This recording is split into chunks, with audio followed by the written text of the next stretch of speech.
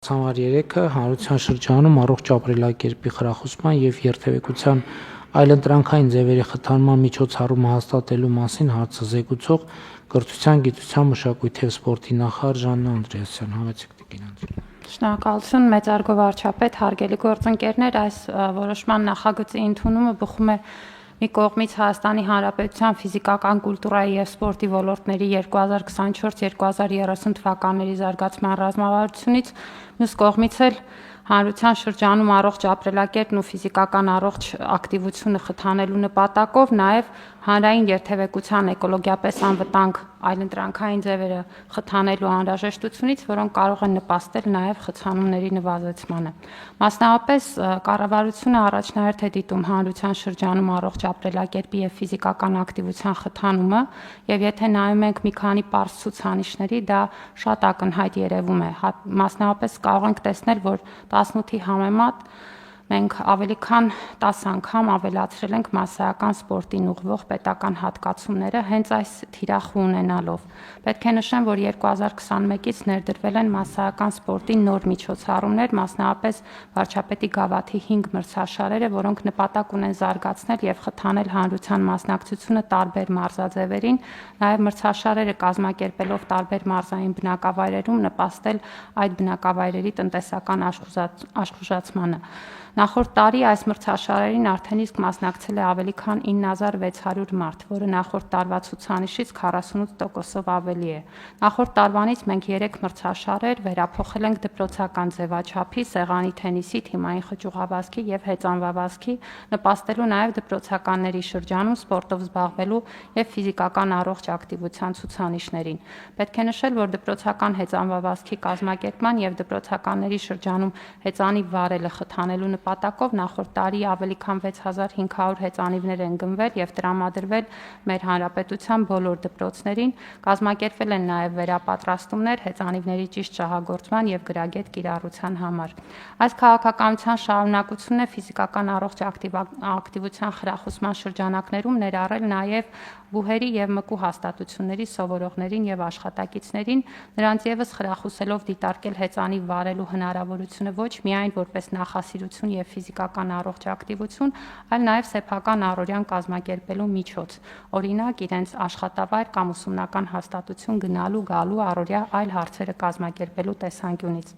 Այս նախագծի նպատակն է ստեղծել աջակցության մեխանիզմ, խրախուսելու մկու եւ բուհերի հաստատությունների այն սովորողներին եւ աշխատակիցներին, որոնք դիտարկում են հեծանիվը իբրև փոխադրամիջոց, ստանալ հնարավորություն մատչելի տարբերակով ձեռք բերել հեծանիվ անհրաժեշտ պարագաներում եւ այն գործածել առօրյայում։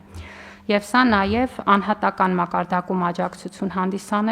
հանդիսանալով կարող է խթանել համապատասխան հանրային վարքականոնի ձևավորումը, որը լավ հիմք կդառնա նաև ընդհանուր առմամբ հանրային մշակույթի փոփոխության համար։ Ինչ են կոնկրետ նախատեսում։ Նախատեսում ենք, որ ֆինանսական օժանդակություն կտրամադրվի շահառուներին, որոնք արդեն նշեցի կարող են լինել բուհերի կամ մկու հաստատությունների աշխատակիցներ կամ սովորողներ, Հայաստանի Հանրապետության տարածքում գործող եւ լիցենզավորված բանկերից կամ վարկային կազմակերպություններից ստացվող նպատակային վարկերի տոկոսադրույքների սուբսիդավորման ձևով։ Նախատեսում ենք, որ վարկի գումարը կարող է լինել մինչև 300,000 դրամ, որը մեր վերլուծություններով միանգամայն բավարար է տարբեր դասի որակյալ հեծանիվ ձեռք բերելու, ինչպես նաև անհրաժեշտ պարագաներ ձեռք բերելու համար մինչև 36 ամիս ժամկետով։ Եվ պետք է նշեմ, որ մենք ունենք նախնական վերլուծություններ հասկանալու, որ այս ծրագիրը կարող է բավարար ուրեմն հետաքրքրություն առաջացնել շահառուների շրջանում, մասնավորապես կուզեի մատնանշել ակադեմիական քաղաք ծրագրի շրջանակներում շուրջ 5000 հոգու շրջանում անցկացված հարցումները, որոնք որ հենց տրանսպորտային նախագծի մշակման ընթացքում են իրականացվել, որից պարզ է, որ այս պահին մեր բուհերի ուսանողների եւ դասախոսների, ինչպես նաեւ գիտահետազոտական ինստիտուտների աշխատակիցների շուրջ 0.3%-ն է, որ հեծանիվ է օգտագործում ուրեմն իր ուսումնական հաստատություն կամ աշխատավայր հասնելու համար, միևնույն ժամանակ հարցվածների առնվազն 3.2%-ը նշել է, որ կուզենար հեծանիվով հասնել իր աշխատավայր կամ ուսումնական հաստատություն, ինչը ցույց է տալիս, որ պատշաճ ենթակառուցվածքների ձևավորման եւ հեծանիվների կիրառումը խրախուսելու պարագայում ներկայումս հեծանվող տեղաշարժվող քաղաքացիների թիվը կարող է էապես աճել։ Մեր ուսումնասիրությունները ցույց են տալիս, որ համապատասխան հետաքրքրվածություն կա նաև հեծանվի վաճառքով զբաղվող ընկերությունների շրջանում, որոնց հետ եղել են տարբեր հանդիպումներ եւ այդ իմաստով կարծում ենք, որ այս ծրագիրը բավական իրատեսական է։ Ծրագրի հաստատումից հետո մինչև 2025 թվականի մայիսի 31-ը պետք է հաստատվի դրա իրականացման կարգը, համագործակցելով իհարկե Կենտրոնական բանկի եւ Ֆինանսների նախարարության մեր գործընկերների հետ, որտեղ կամրագրվեն արդեն կոնկրետ մեխանիզմները։ Դիմումների ընդունումը նախատեսում ենք մեկնարկել սեպտեմբերի 1-ից, այս տարվա համար նախատեսված միջոցները կիրականացվեն վերաբաշխման տեսքով նախարարությանը հատկացված ընդհանուր միջոցների շրջանակներում, հետագա տարիների մասով նախատեսում ենք արդեն բյուջետային պլանավորման գործընթացով գնալ։ Այս պահին նախատեսում ենք այս տարի ունենալ շուրջ 500 շահառուղ։ Խնդրում եմ հաստատել, շնորհակալություն։ Շնորհակալ եմ Տիկին Անդրեասյան, հարգելի գործընկերներ, մենք ըստ էության ինչ ենք ասում այս որոշման նախագծով, մենք այն ուսանողներին եւ դասախոսներին, ովքեր դիտարկում են կամ պատրաստ են դիտարկել հեծանիվով գնալ դասի եւ վերադառնալ տուն կամ հեծանիվ օգտագործել որպես տրանսպորտային միջոց, կառավարությունը պատրաստ է աջակցել այդ նպատակով վերցրած վարկի տոկոսի սուբսիդավորման ձևով։ Այսինքն քանի տոկոսն ենք մենք սուբսիդավորում, Տիկին 16% է տարեկան դրույքաչափը եւ այդ ամբողջ հատվածը սուբսիդավորվելու է։ Այսինքն զրոյացնում ենք տոկոսը։ Այո։ Տոկոսը զրոյացնում ենք բոլոր այն քաղաքացիների, ներողություն, ուսանողների եւ դասախոսների համար, ովքեր պատրաստ են հեծանիվը դիտարկել որպես փոխադրամիջոց, ինչը իհարկե նախ տրանսպորտային ծանրաբեռնվածության խնդիր կարող է լուծել երկարաժամկետում, երկրորդը առողջ ապրելակերպի խթանումն է շատ կարևոր եւ համոզված եմ, որ մաքուր օդին դասի գնալը եւ մաքուր իհարկե օդին էլ պետքա մաքուր պահենք, այդ խնդիրն էլ կա զուգահեռ, բայց ամեն դեպքում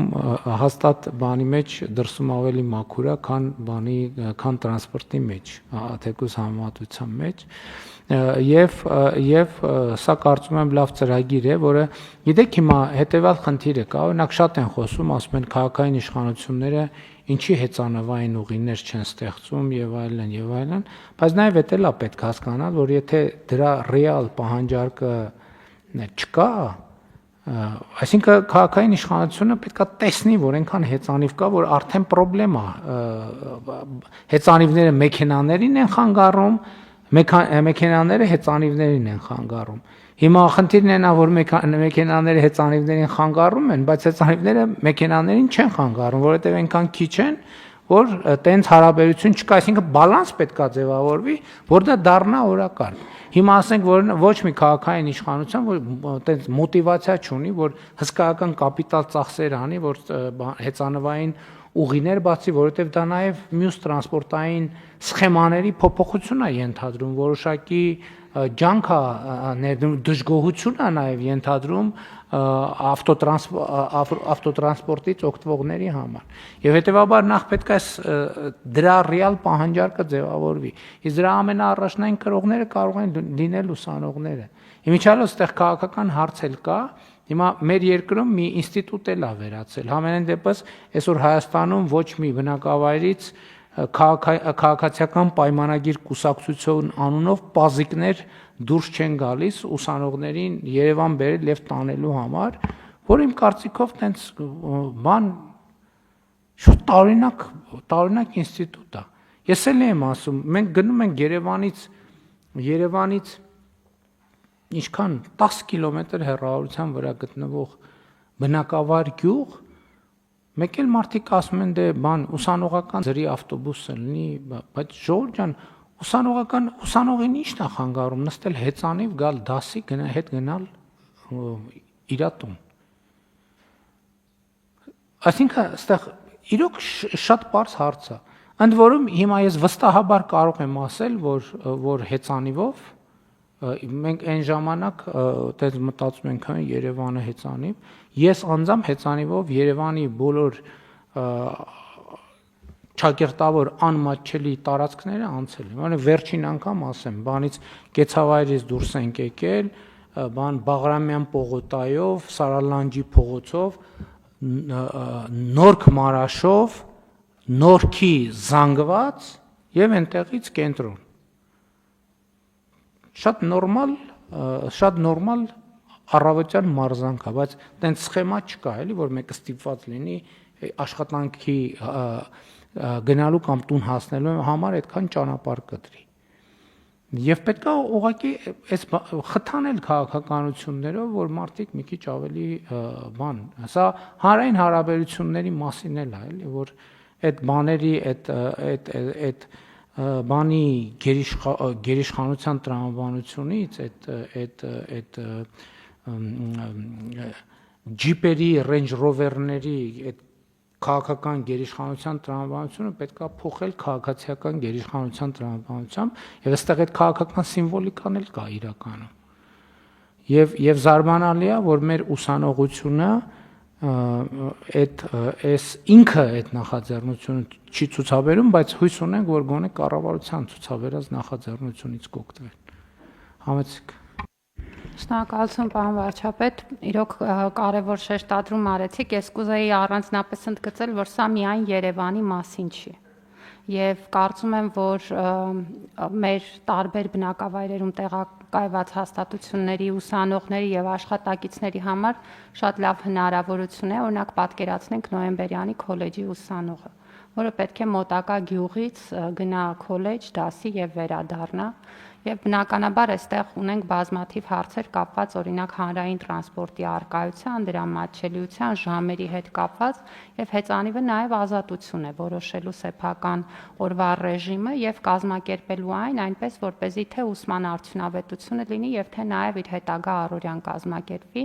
եւ պետք է նաեւ հիշեցնեմ, որ քանի որ մենք մեր շատ ուսանողների գերակաղություններով կրթաթոշակ ենք տալիս, ըստ էության ստեղծում ենք հնարավորություն, որ այդ ստացած կրթաթոշակի սահմաններում իրենք կարողանան նաև հեծանվի ձեռքբերում իրականացնել եւ պետության այս աջակցությունը իրենց համար դառնա հավելյալ աջակցություն։ Սա ուղղակի ուզում եմ պարզ ասել, որ հասկանանք, որ շահառուների շրջանակը հենց նաև պետության այլ ծրագրերով բավականին ընդլայնելու հնարավորություն կա, ու մի բան էլ կուզեի նշել, որ մենք նաև արդեն իսկ մեր ուսումնական բոլոր հաստատություններին տեղեկացրել ենք, որ իրենք նաև նախատեսեն հեծանիվների համար կայանատեղիներ եւ այս անհրաժեշտ ենթակառուցվածքների ձևավորումը պետք է զուգահեռ սինխրոնացված ընթանա, որպեսզի այս ուրեմն